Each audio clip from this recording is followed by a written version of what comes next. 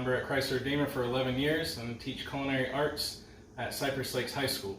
Today I'm going to demonstrate how to make my jambalaya recipe that I teach my students during our herb and spices unit.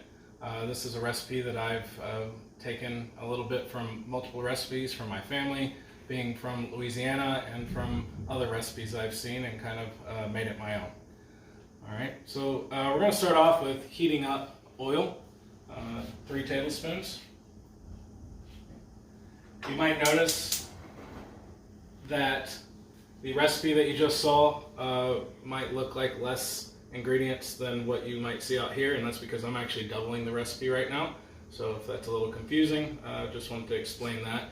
I'm doubling the recipe to make 8 11-ounce servings, so the recipe that you saw makes 5 11-ounce servings. So actually this one makes 10 11-ounce servings. So, while that's heating up, I'll go over some of the other ingredients. We have andouille sausage. You can use any sausage you'd like, but andouille is my choice there.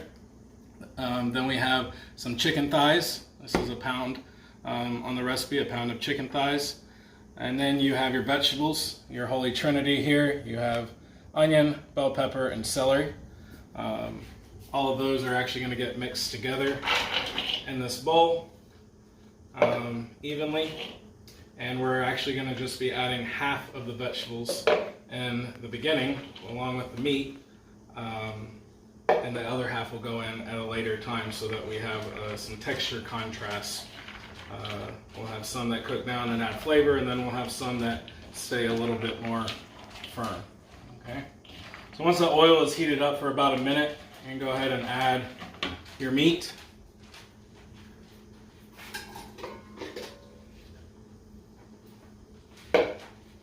And you're going to add about half of the vegetables. Get these all out of the way.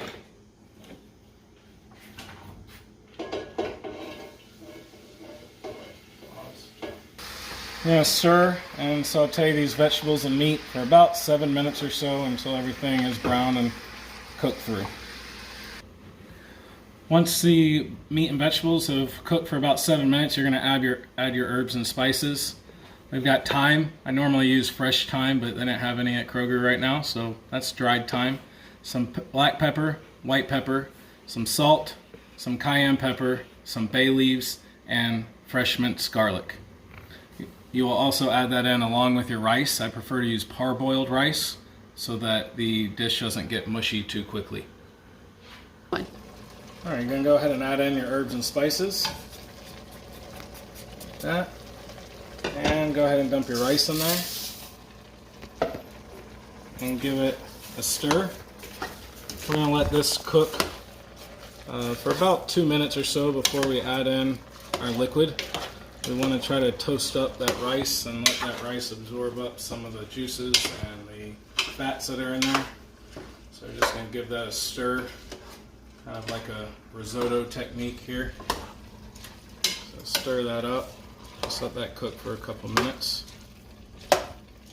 2 ingredients are going to be browning sauce, which is going to add flavor and color, and your liquid, which is a mixture of water and beef bouillon. Alright, then you're going to go ahead and add your liquid. Give it a stir and increase the heat to high. You're going to bring it to a boil. And once it comes to a boil, you will reduce it to low, put the lid on, and set a timer for 15 minutes. After 15 minutes, you're going to turn the heat off, remove the lid. There'll still be plenty of liquid in there because we're not done yet. We're just going to go ahead and add the rest of the vegetables. This is going to be that texture contrast that I was talking about. They're not going to be too hard, but not going to be too soft. Stir in those extra vegetables. And then you're going to replace the lid back on. And you're going to just let it sit for about 10 minutes. Basically enough time to clean up the kitchen and get everything else done before it's time to eat. Alright, after 10 minutes, you're going to take the lid off.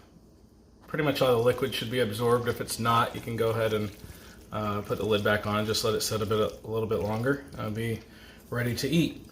This is a great dish to make any time of the year. It only costs about $5 to make, and the recipe multiplies really well to even very, very large pots. And just happy to have a chance to share this recipe with y'all, and miss being out at the festival with y'all. Past few years I've been working the beer tickets, and I'm really going to miss that this year. Thanks for watching.